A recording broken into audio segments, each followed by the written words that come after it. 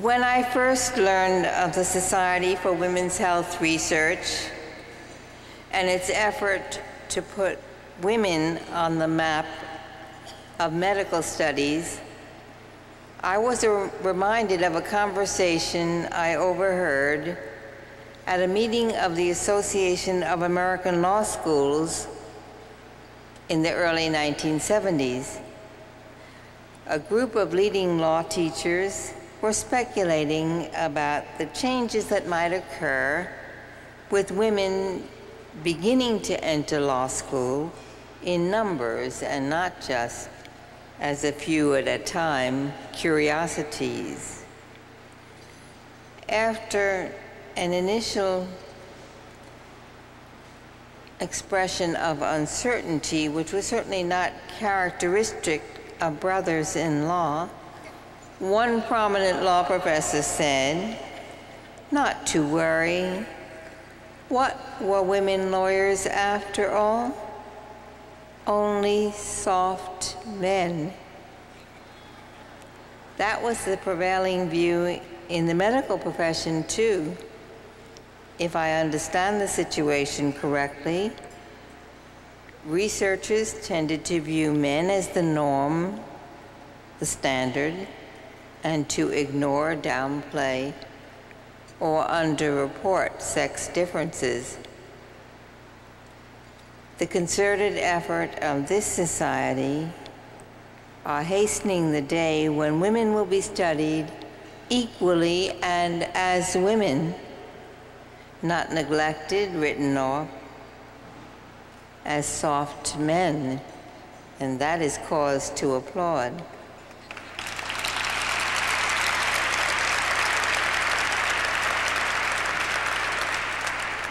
I have been asked to say just a few words to you about my bout with colorectal cancer, which began in the summer of 1999. This is the first time I have talked in public about something so personal. I have 4 thoughts to share with you. First, if you are a woman at or near what the French call a certain age, have a colonoscopy. Many women, myself included, are religious about having periodic pap tests and mammograms.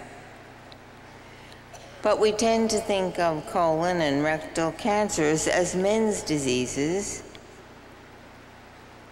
They do not pass over women, I now know all too well.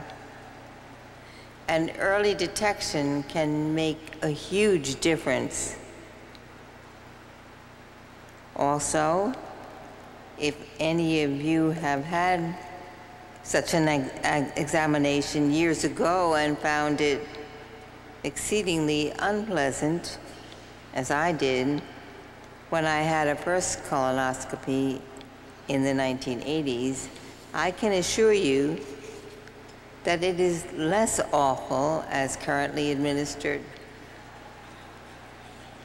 My second thought, cancer is a dreadful disease. The surgery and what I call the post-operative insurance course, chemotherapy and radiation, are not easy to bear physically and can generate large anxiety. But there are so many survivors in modern times who can take you through the treatment progression.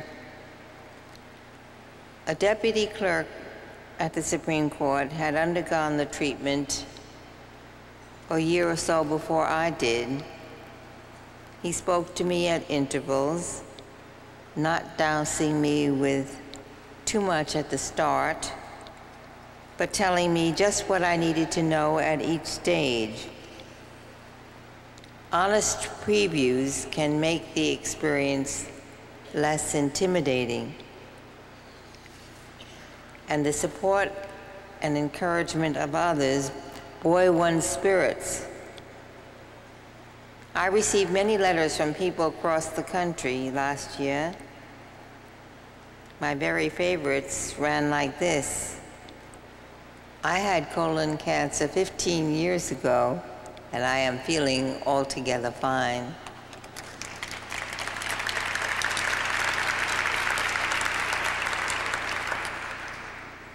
Third on my list, medical science has made enormous progress since my husband had cancer in 1958.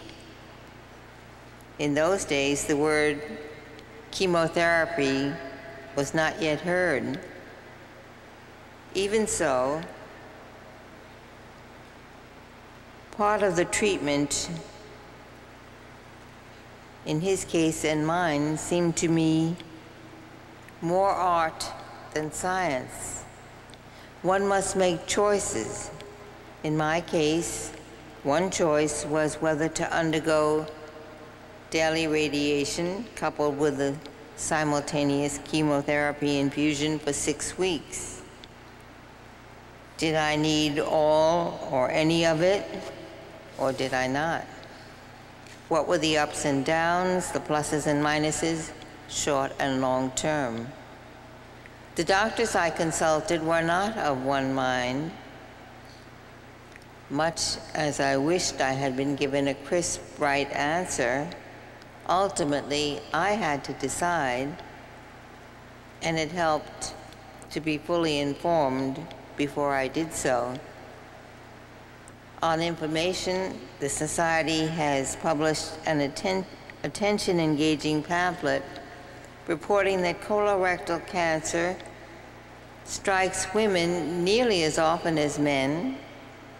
Indeed, it is the third leading cause of cancer death in women, and it is insidious. Colorectal cancer, the pamphlet warns, often begins and lingers without symptoms. I had none. But the Society underscores, as I do, it is preventable by having polyps removed during periodic colonoscopies, giving them no chance to turn cancerous. And if detected sooner rather than later, as fortunately it was in my case, colorectal cancer is curable. My final thought: there is nothing like a cancer bout to make one relish the joys of being alive. It is as though a special, zestful spice seasons my work and days. Each thing I do comes with heightened appreciation that I am able to do it. So my cheers to the Society and all who contribute to its endeavors and well-being. Thank you.